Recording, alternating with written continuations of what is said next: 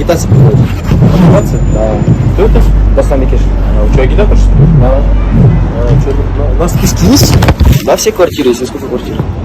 Куда я попал, получается, в штаб Бекешева.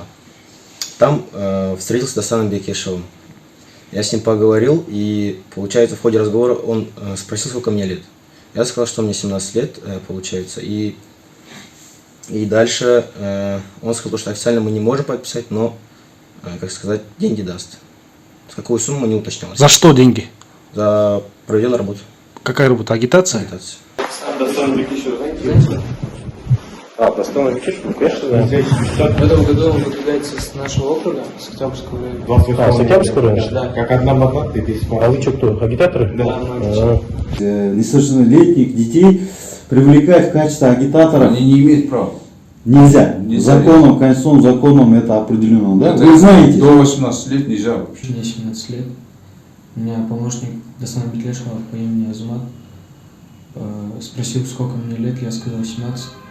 Он сказал, хорошо, я обещал зарплату 10 тысяч за агитацию.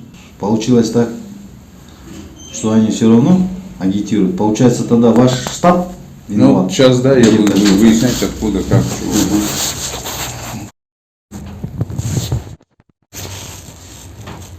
Все равно это, по большей части, конечно, моя вина, потому что это не просто, да, в любом случае.